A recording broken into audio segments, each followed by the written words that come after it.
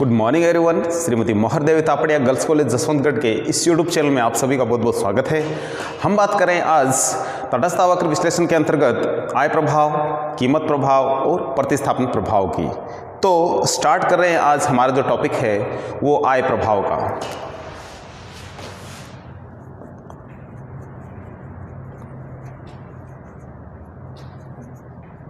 Income effect in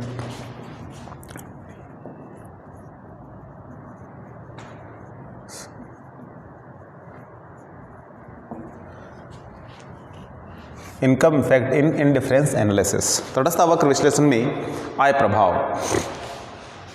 तो हमारा जो आय प्रभाव है, तीन टॉपिक है इसके: आय प्रभाव, कीमत प्रभाव और प्रतिस्थापन प्रभाव। तो आय प्रभाव के अंतर्गत जो इसका बेसिक डेफिनेशन है वो है कि जब अन्य परिस्थितियां समान रहे और दोनों वस्तुओं की कीमतों में भी किसी भी प्रकार का कोई परिवर्तन नहीं हो, लेकिन किन्हीं कारणों से उपभोक्ता की आय में परिवर्तन हो जाता है। और जब आय में परिवर्तन होता है तो वस्तुओं की मांग पे भी प्रभाव पड़ता है, मांग में भी परिवर्तन हो जाता है। तो इस तरीके से जब की आय में परिवर्तन से मांग पे जो प्रभाव पड़ा है उसे हम क्या कहते हैं? आय प्रभाव कहते हैं। तो इस तरीके से हम देखते हैं कि उपभोक्ता के समक्ष तटस्थ वक्र विश्लेषण में दो प्रकार की वस्तुएं हम लेते हैं। इसमें एक को एक्स गुड्स कहते हैं, एक को वाई गुड, और कोई भी नाम दे सकते हैं, लेकिन दो प्रकार की वस्तुएं होती है। एक वस्तु सस्ती तो दूसरी को महंगी माना जाता है। तो इस तरीके से तटस्थ वक्र विश्लेषण में दो वस्तुओं के संयोगों को लिया जाता है और दोनों वस्तुओं की जब उपभोक्ता की आय बढ़ती है तो दोनों वस्तुओं की मात्राओं में क्या होता है, किस प्रकार का परिवर्तन देखने को मिलता है। नॉर्मली हम यही देखते हैं कि उपभोक्ता की आय बढ़ने से दोनों वस्तुओं की जो मांग है वो बढ़ती है, ठीक है। लेकिन अलग अलग प्रकार की वस्तुएं होती है, कुछ सुपीरियर, इंफेरियर और न्यूट्रल, यानी सामान्य वस्तु होती है, अच्छी वस्तु होती है, घटिया वस्तु भी होती है। तो उनके संबंध में कुछ अलग अलग कंडीशन आएगी जो हम आगे डिस्कस करेंगे। तो सबसे पहले जो इसका सिंपली अर्थ है वो आप जान सकते हैं कि तटस्थ वक्र विश्लेषण में अन्य परिस्थितियां समान रहे और दोनों वस्तुओं की सापेक्षिक कीमतों में भी किसी प्रकार का कोई परिवर्तन नहीं हो, लेकिन उपभोक्ता की आय में किन्हीं कारणों से परिवर्तन हो जाता है। और जब ये परिवर्तन होता है तो उपभोक्ता की मांग पे भी प्रभाव पड़ता है और उपभोक्ता की आय में परिवर्तन से मांग पे जो पड़ने वाला प्रभाव है वो आय प्रभाव कहा जाता है। तो ये इसका सिंपली अर्थ है। एक डायग्राम बनाएंगे जिससे आप समझ पाओगे कि आय प्रभाव में कैसी कंडीशन होती है। सबसे पहले OX और Y खींचेंगे हम।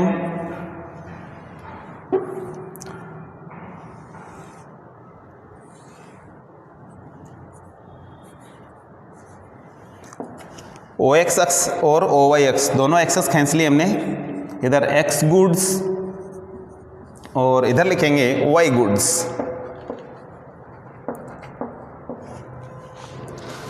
अब हमें संतुलन बनाने हैं। संतुलन आप जानते हो, जहां मूल्य रेखाएं तटस्थ रेखाओं को स्पर्श करें। तो मूल्य रेखाएं समानांतर गिरती है बिल्कुल और लगभग 45 डिग्री के कोण पे आपको देखने को मिलती है। तो इस तरीके से हम 3-4 लाइनें बनाएंगे, मूल्य लाइनें यानी मूल्य रेखाएं बनाएंगे। प्राइस लाइन,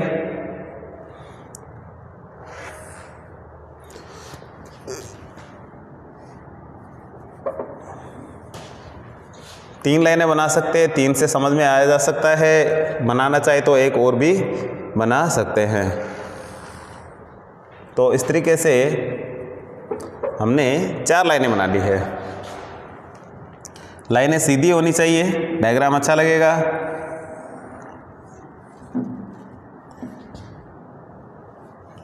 तो लाइनें भी हमने बना ली है। तो इस तरीके से हमने 4 प्राइस लाइन खींच लिए। स्टार्ट करेंगे A1, B1, A2, B2, A3, A4, B3 और B4। तो हमने 4 क्या खींची है? प्राइस लाइन खींची है, मूल्य रेखाएं खींची है। अब हम क्या करेंगे? अब हम इनको तटस्थ वक्रों से स्पर्श कराएंगे। IC1,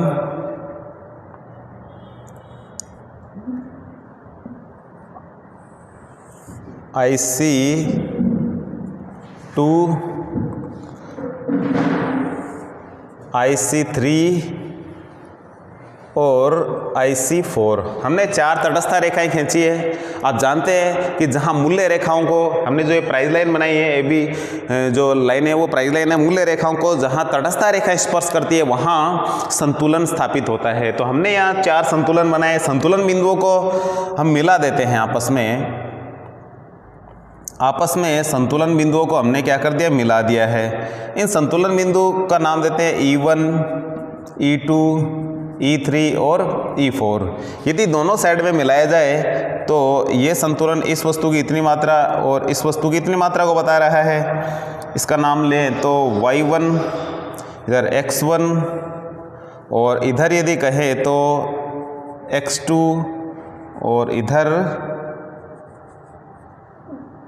ये हो जाएगा Y2, इधर कहें तो ये आ जाएगा X3 और इधर मिलाए तो Y3 और अगले को भी मिलाएं तो X4 और ये आ जाएगा इस साइड में Y4। तो इस तरीके से मिलाते हैं तो पता चलता है कि दोनों वस्तुओं की मात्रा है लगातार क्या है, बढ़ रही है। इस और यदि अच्छा ये चीज़ है E1 2 3 4 ये हमारे क्या है, संतुलन है। इन संतुलन को बिंदुओं को जो मिलाने से जो रेखा बन रही है इसको कहते हैं ICC, इनकम कंजप्शन कर्व, आय उपभोग वक्र।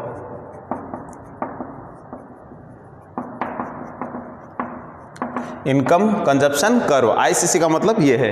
तो ये संतुलन बिंदुओं को मिलाने से जो बनी रेखा है ये है ICC है। और ये लाइन बता रही है कि दोनों वस्तु इस साइड में बढ़ रही है, इसका मतलब यानी बाएं से दाएं और ऊपर और बढ़ रहा है, ICC हमारा वक्र है वो। तो ये बता रहा है कि दोनों वस्तुओं की मात्राएं लगातार बढ़ रही है। आप देख रहे हैं सबसे पहले E1 क्या बताता है, इस वस्तु की OX1, इसकी OY1, इस आगे और बढ़ा। यहाँ E2 बताता है इसकी OX2, इसकी OY2। यानी जैसे जैसे आगे बढ़ रहा है इस साइड में बढ़ेगा तो प्रत्येक संतुलन दोनों वस्तुओं की मात्राओं को ज़्यादा जो बढ़ाते हुए जो बताने वाली कंडीशन को शो कर रहा है। तो ऑल ओवर ये कहने का मतलब है जब बाएं से दाएं इस तरीके से ICC ऊपर बढ़ता है तो दोनों वस्तुएं क्या मानी जाती है, अच्छी वस्तुएं, दोनों वस्तुओं की मांग क्या है, बढ़ रही है। लेकिन हम बात कर रहे हैं कि जब उपभोक्ता के सामने अलग अलग कंडीशंस आ जाए, जब वस्तुएं 3 प्रकार की हम इनको मान लें, एक सुपीरियर, इन्फेरियर और जो न्यूट्रल गुड्स है, यानी अच्छी वस्तुएं, घटिया वस्तुएं और सामान्य। सुपीरियर अच्छी, इन्फेरियर घटिया और न्यूट्रल यानी सामान्य वस्तुएं। तो इनकी कंडीशन में अलग अलग आप देखेंगे कि इसका जो डिज़ाइन है चेंज होता है। अभी ये बाएं से दाएं और बढ़ रहा है तो मान रहे दोनों वस्तु सुपीरियर है, लेकिन इसका जो लाइनिंग का जो हमारे ICC वक्र है इसमें यदि कोई बदलाव आता है, ऊपर नीचे यदि हो जाए तो उस कंडीशन में वस्तुएं कैसी होगी वो हमें एक डायग्राम बनाए जिसमें आप समझ पाओगे कि किस तरीके की क्या चीज़ें होती है। तो इस डायग्राम में आपको इतना ही समझना है। इसके बारे में यदि वर्णन करना आपको, इसकी डिटेल करनी, डिस्क्राइब करें तो इसको, तो सबसे पहले OX पे क्या लिखा है हमने, OY पे क्या लिखा है वो लिखना होगा हमें। लिखेंगे X गुड्स और Y गुड्स को शो किया गया है OX और OY पे।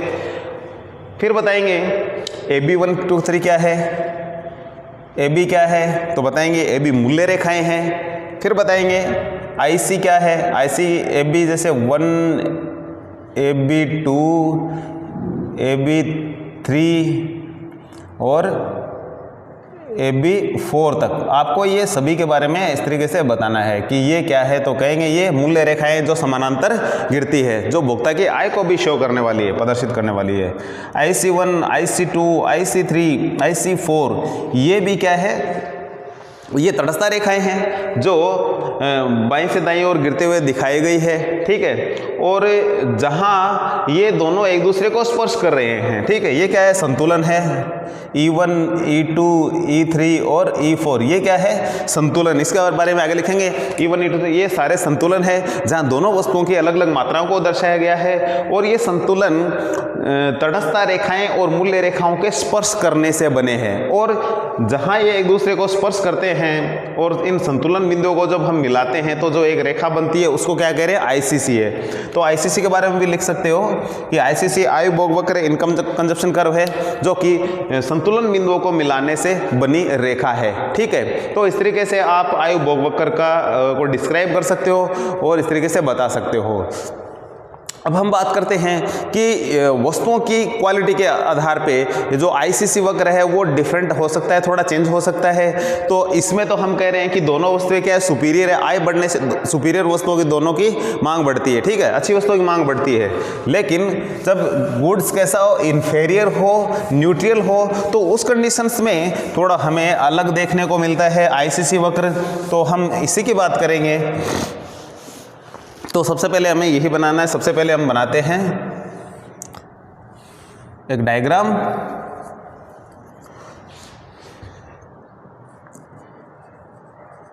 वाई गुड्स और इधर लिख देंगे एक्स गुड्स, और इसमें हम बनाएंगे, ये आईसीसी वक्र है। मैं इसमें 5 कंडीशन लिख रहा हूं जिसे आप देख करके समझ जाएंगे।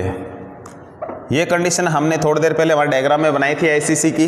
आप देख रहे हैं दोनों वस्तुएं कैसी होती है, सुपीरियर। इस लाइन इस तरीके से बढ़ रहा है वक्र, तो क्या बताता है, दोनों वस्तुओं की मांग है जो बढ़ रही है। ICC 1, ICC 2, ICC 3, ICC 4, ICC 5, इस तरीके से 5 लाइनें मैंने खींची है। अब इसमें आप समझेंगे कि आईसीसी 1 क्या बता रहा है। आईसीसी 1 बता रहा है कि इधर इस एक्स वस्तु की मांग बढ़ रही है, केवल आय बढ़ने से केवल एक्स वस्तु की मांग बढ़ रही है, इसकी घट रही है। इसमें किसी प्रकार का कोई परिवर्तन नहीं हो, यानी नेगेटिव इफेक्ट इसमें पड़ रहा है। केवल एक्स की तरफ आईसीसी 1 है जो एक्स की तरफ बढ़ रहा है, इसका मतलब एक्स वस्तु कैसी है, एक्स वस्तु सुपीरियर है, ठीक है, जबकि इधर नहीं बढ़ रहा है, इधर से कम हो रहा है। तो इसलिए यहाँ आईसीसी 1 के बारे में कहा जाए, आईसीसी 1, तो इसमें क्या है, x goods are superior,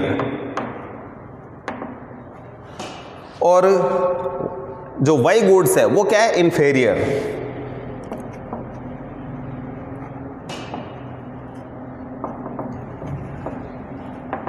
inferior goods है, ठीक है। तो ये तो होगी इसमें आईसीसी 1 की कंडीशन। बात करते हैं सुपीरियर का मतलब एक्स गुड्स है वो अच्छी है, और वाई गुड्स क्या है, घटिया है। आय बढ़ने पे इसकी मांग बढ़ रही है, उसकी कम हो रही है। फिर है आईसीसी 2। आईसीसी 2 में आप देख रहे हैं कि ये इधर केवल एक्स वस्तु की मांग बढ़ रही है, इसमें बढ़ नहीं रहा है, ठीक है, ये स्थिर रह रही है। इसका मतलब ये जो न्यूट्रल वस्तु है, यानी एक्स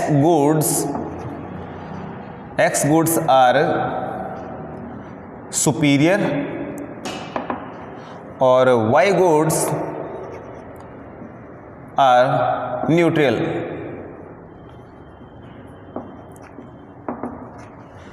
तो ये सामान्य वस्तु, यानी इधर जो बढ़ रही है, यानी इधर ये मिलेगा, इसका मतलब वाई गुड्स में किसी प्रकार का कोई चेंज नहीं होगा, केवल ये बढ़ रहा है, इसका मतलब एक्स में ही परिवर्तन हो रहा है। तो इस तरीके से हम इसको क्या कहेंगे, आईसीसी 2 क्या बता रहे हैं कि एक्स वस्तु है वो तो क्या है, अच्छी वस्तु है, और वाई वस्तु क्या है, सामान्य वस्तु है। आईसीसी 3 ये कह रहा है X and Y both are superior, यानी दोनों ही वस्तुएं क्या है, सुपीरियर है। ये वक्र बता रहे हैं दोनों वस्तुओं की मांग लगातार बढ़ती जाएगी, ठीक है। इसके बाद में बात करें आईसीसी 4। आईसीसी 4 क्या बता रहा है, ये बता रहा है वाई की तरफ बढ़ रहा है, इधर स्थिर है, ठीक है। तो इसका मतलब है वाई वस्तु सुपीरियर है और इधर स्थिर है, तो एक्स वस्तु क्या होगी, न्यूट्रल है। Y goods are superior and X goods are neutral. तो 4 की बात कर ली हमने। अब बात करें आईसीसी 5 की। आईसीसी 5 क्या बता रहा है, ये बता रहा है कि इधर बढ़ रहा है, इसका मतलब वाई गुड्स सुपीरियर है, इसकी तो घट रही है, इसकी बढ़ रही है। एक ही साइड बढ़ रहा है, वाई की तरफ बढ़ रहा है, और एक्स का इधर घट रहा है। तो इसलिए क्या कहेंगे, वाई गुड्स इज सुपीरियर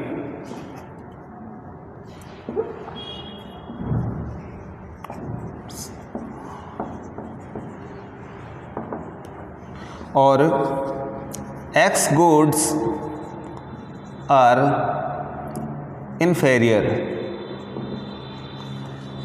तो आपने देखा कि तीनों वस्तुओं की कंडीशन में जो आईसीसी हमारा इनकम कंजप्शन कर्व है वो अलग अलग हो जाता है।